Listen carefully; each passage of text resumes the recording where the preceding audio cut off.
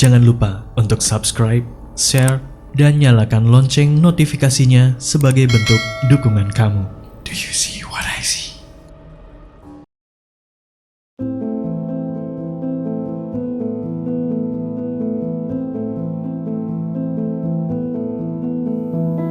Assalamualaikum warahmatullahi wabarakatuh. Hai para pendengar podcast Do You See What I See. Saya Tutu. Saya yang pernah cerita di cerita nomor 167, taksi online 2. Dan di sini saya mau nepatin janji saya untuk cerita kenapa saya bisa sensitif untuk bersinggungan dengan para makhluk-makhluk yang tak kasat mata. Cerita ini dimulai tahun 89 pertengahan. Jadi waktu ibu saya, ya saya manggil mama, waktu mama hamil saya 6 bulan, mama tuh sempat ngerasa sakit kepala yang sakit banget. Terus karena dia udah gak tahan, akhirnya mama minum salah satu obat sakit kepala yang biasa kita beli di warung. Nah, abis dia minum obat tersebut, sakit kepalanya hilang. Tapi aku yang biasa aktif di kandungan, tiba-tiba nggak aktif lagi. Terus mama bingung kan. Karena mama bingung dan khawatir, mama telepon papa. Terus papa bilang, ya udah nanti saya pulang kita pergi ke dokter ya. Nah, sore papa pulang, pergilah ke dokter kandungan. Nah, setelah diceritakan, terus dicek sama dokter kandungan, dokter akhirnya nyampein kabar tidak baik kepada mama sama papa. Ibu bapak, saya mohon maaf, tapi janin yang ada dalam kandungan ibu sudah meninggal, detak jantungnya sudah berhenti. Saya turut berduka cita. Besok jam 7:30 pagi kembali ke sini. Nanti saya kuret untuk saya keluarkan bayinya dalam kandungan. Terus mama papa yang pulang dengan perasaan sedih, berusaha untuk ngelakuin aktivitas kayak biasanya, walaupun ya akhirnya jadi lebih banyak diem daripada ngobrol. Terus papa cuman ambil air wudhu, sholat, terus tidur, terbangun lagi tengah malam, sholat tahajud, tidur lagi. Sampai papa tuh bangun, sholat subuh sekitar jam 4. Terus habis sholat subuh, papa jalan ke kasur ngeliat mama masih tidur. Terus papa tuh pegang perutnya mama yang lagi hamil aku. Terus papa ngomong gini, "Nak, kalau emang kehendak Allah kamu pergi, bapak ikhlas. Tapi Mbok pergi dengan baik.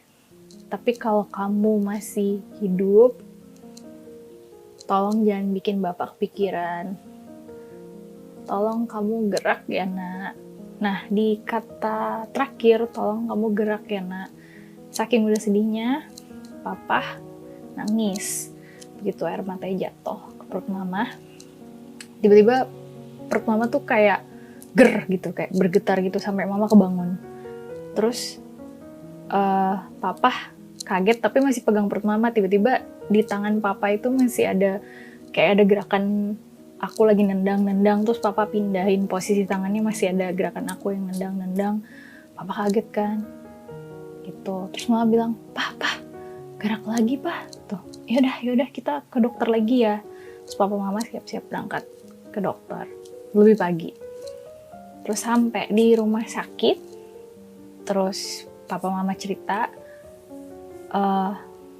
kejadian pagi. Terus sempet dokter cek semuanya. Dokter bilang, "Bapak sama ibu udah ngelakuin apa?"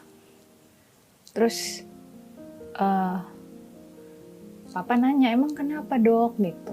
Bapak tahu anak bapak nih detak jantungnya ada lagi, anak bapak hidup lagi.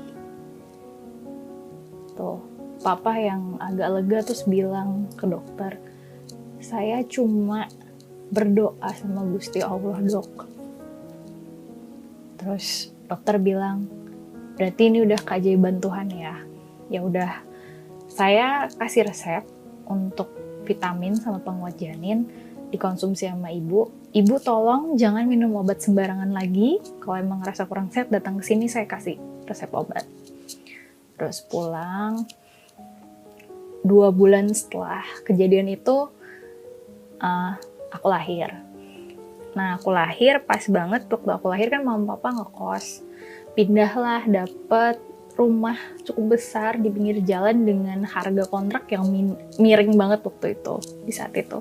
Terus mama pindah, bayarlah, udah bayar 2 tahun. Nah, pas baru pindah ke rumah itu, aku nih yang, kalau kata mama ya, aku bukan tipe anak bayi yang rewel, bukan tipe yang nangis, suka nangis-nangis. Tiba-tiba tuh tiap malam, waktu usia 2 bulan tuh, di rumah itu sering banget suka nangis, terus badannya demam, terus kalau disusuin sama mama nggak mau, sampai akhirnya tuh ubun-ubun tuh jadi cekung gitu, sama makin kurus dan makin pucat. Sempat mama bawa ke dokter pun, dokter bilang aku nggak sakit, aku sehat-sehat aja. Nah, mama tuh udah bingung banget deh, udah khawatir, sampai di suatu siang jam 1 telepon berdering. Ternyata yang telepon kakek. Terus, Assalamualaikum, kakek bilang. Waalaikumsalam ya, gitu. Gitu. Apa kabar, Li? Aku baik ya, cuman Tutu lagi sakit. Oh, sakit apa? Kata kakek. Terus mama cerita kronologisnya. Terus kakek bilang, ya udah, nanti aku habis asar, aku berangkat ke rumahmu ya, gitu. Nengokin Tutu. Kebetulan kakek ini dia saat itu bekerja jadi camat di luar kota, gitu. Terus sore menuju maghrib datang kakek sampai rumah. Assalamualaikum, waalaikumsalam ya, gitu, ketemu mama. Mana Tutunya? Kata kakek, ada ya di kamar sama Mbak. Mbak ini maksudnya asisten rumah tangganya mama, gitu. Masuk kamar, kakek lihat aku lagi digendong sama Mbak. Terus, sini Mbak, gitu. Akhirnya Mbak kasih aku sama kakek, aku digendong sekitar 5 menit. Digendong, terus habis itu nggak lama azan tuh maghrib. Terus kakek kasih aku ke Mbak, gendong dulu ya, aku mau sholat, kayak gitu. Oh iya. Terus akhirnya kakek sholat maghrib. Selesai sholat maghrib, kakek pamit ke mama, ayah mau pergi dulu ya ke pasar sebentar. Mama bingung dong, karena habis maghrib kan pergi ke pasar. Tanya mama, ayah mau ngapain pergi ke pasar ya? Ada urusan lah, kata kakek sambil senyum tipis. Pergilah kakek ke pasar. Setengah jam kemudian kakek balik nih, bawa 1 bungkusan, nggak tahu isinya apa. Terus dia mulai ngeluarin isinya. Dia mulai ngeluarin isinya di kamar akunya lagi tidur di situ. Terus dia ngejahit sesuatu, kayak kain kecil gitu warna hitam. Sambil dia jahit, mama bawain teh nih buat kakek. Terus kakek nanya ke mama, kamu kenapa pindah ke rumah ini? Loh kenapa emang ya? Kata mama. Udah pindah lah, jangan tinggal di sini, kata kakek. Ya, ini rumah murah loh biaya kontraknya. Aku udah bayar 2 tahun, kata mama. Yaudah ntar ayah bantu, udah yang penting cepet keluar ya, gitu. Terus dia tanya sama mama, di sini ada tukang nggak, tukang jualan? Tukang jualan apa ya, kata mama. Tukang jualan yang suka berhenti, duduk untuk istirahat di bawah pohon, atau di saung bale-bale gitu. Terus mama diem kan, inget-inget. Terus mama bilang, oh ada ya, gitu. Mama udah inget. Ada ya tukang kasur kapuk, kata dia. Sering tuh dia kalau pagi berhenti di pohon sana sambil nunjuk gitu. Berhenti di pohon sana, duduk dia kayak istirahat, ngaso gitu. Oh gitu, biasanya datang jam berapa? Tanya kakek. Jam 10 kok nggak salah, bilang gitu. Ya udah, ayah nginep sini ya. Besok kalau dia udah datang kasih tahu ayah. Oh iya ya. Nah terus habis itu kakek makan, sholat, habis itu kakek istirahat. Besok pagi abis sholat subuh, abis sarapan, kakek gendong aku sambil duduk di kursi di ruang tamu. Menjelang jam 10, mama ngintip ke jendela. Terus dilihat dari jendela ada tukang kasur kapuk yang mama bilang itu lagi baru banget sampai mau duduk di bawah pohon situ. Terus mama bilang ke kakek, ya, udah datang tuh ya. Oh mana? Kakek langsung berdiri dari duduknya tadi. Terus dia lihat di jendela. Dari jendela tuh kelihatan si tukang kasur kapuknya tuh lagi duduk. Posisinya duduk kayak orang duduk biasa. Duduk manjangin kaki karena dia duduk di tanah gitu. Terus nyender ke pohon, matanya merem kayak orang tidur. Gitu, sambil mulutnya tuh kayak gerak-gerak gitu. Terus kakek bilang, ya udah bukain pintu, ayah mau keluar mau samperin dia. Gitu. Oh iya, mama masih bingung tuh. Terus mama bukain pintu, bukain pagar, kakek jalan, mama ngikutin dari belakang karena mama pengen tahu. Sampai udah di deket si tukang kapuk itu, kakek tiba-tiba negor dengan ramah. Lagi istirahat pak, bilang gitu. Terus tukang kapuk tadi tiba-tiba langsung melek kakek, terus tiba-tiba ekspresi mukanya tuh berubah kayak takut gitu. Terus jawabnya dengan terbata-bata, iya pak. Terus kakek nanya, lihat deh ini cucu saya, sambil nunjukin saya yang lagi digendong. Tuh, cantik nggak cucu saya? Dia tanya ke tukang kapuk. Tukang kapuk sambil dengan masih muka yang takut. Terus agak pucat mukanya, keringet dingin, dia bilang, iya pak, cantik pak. Terus kakek tanya lagi, mau gendong nggak pak? Nah, tukang kapuknya bilang, enggak pak, jangan, saya keringetan, terus saya kotor, kena debu abis naik sepeda. Terus kakek bilang, gendong aja pak, nggak apa-apa. Enggak pak, enggak gitu. Terus kakek ekspresi mukanya itu berubah, gendong nggak? Dengan muka yang galak. Terus kakek ngelakuin sesuatu, tiba-tiba tukang kapuknya jatuh ke tanah, gelepar-gelepar kayak orang epilepsi. Mama yang kaget langsung deketin kakek. Ya, kenapa orangnya ya? Terus kakek bilang, kamu tahu orang ini siapa? Mama bilang, tukang kapuk kan ya? Terus kakek bilang, bukan, ini tuh Palasik. Mama yang kaget langsung ngomong, astagfirullahaladzim gitu. Iya, Palasik. Dia yang nyedot darahnya Tutu. Sampai Tutu kurus kayak gini. Gitu. Kamu tahu nggak? Sebelum ayah telepon, ayah pas sholat zuhur, di sujud terakhir ayah lihat ada Tutu di sajadah lagi nangis, mukanya pucat. Makanya ayah telepon. Udah perasaan ayah udah gak enak. Ternyata ini dia penyebabnya gitu. Terus kakek ngasih aku ke mama, bilang, dah bawa Tutunya ke dalam ya, kata dia gitu. Oh iya ya, mama bawa aku ke dalam rumah, terus ngasih ke mbak tolong pegang ya, ibu mau keluar. Oh iya gitu, mbaknya langsung gendong aku bawa ke kamar, mama keluar lagi karena mama pengen tahu. Orang-orang banyak yang berseliweran, kebetulan itu karena di pinggir jalan besar, ngeliatin si Palasik ini tadi masih gelepar-gelepar, masih kayak orang epilepsi. Ada yang nanya ke kakek saya, kenapa pak? Oh enggak apa-apa.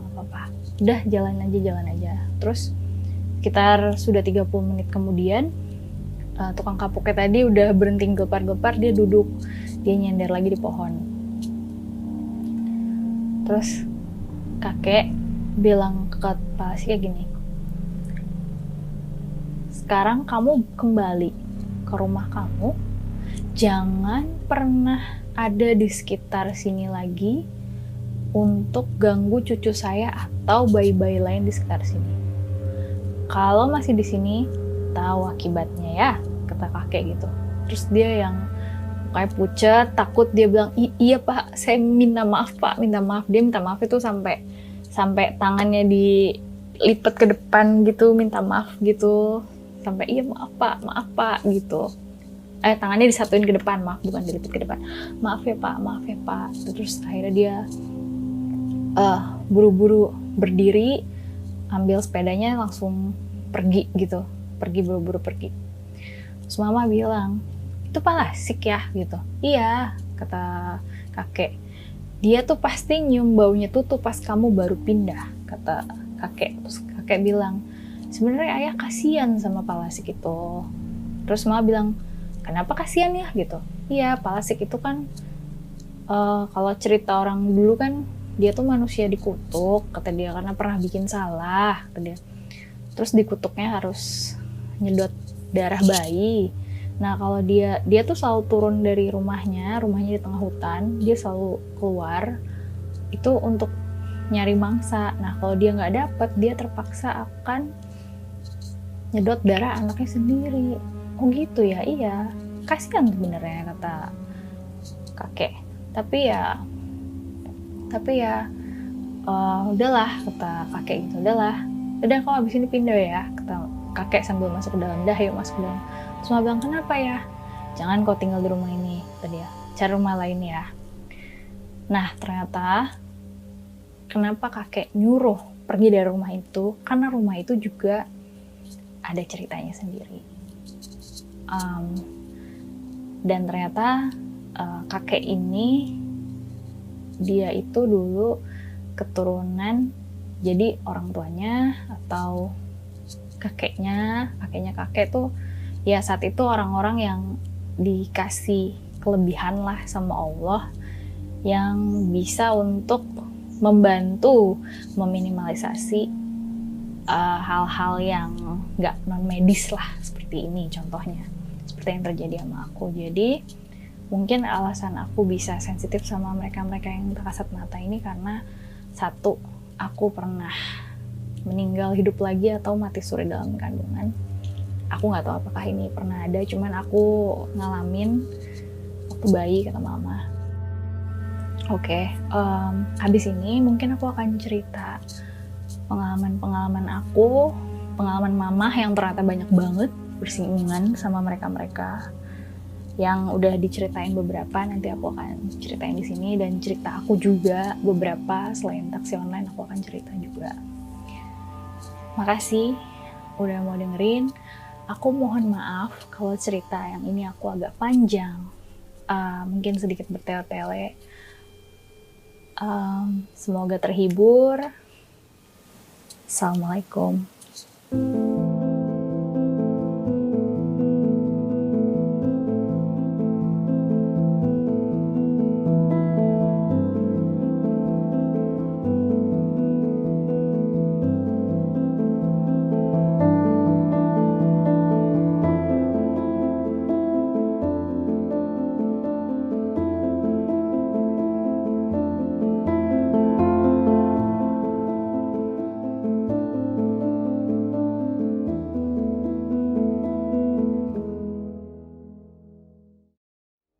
Kamu juga punya pengalaman horor? Kirim cerita kamu ke alamat berikut.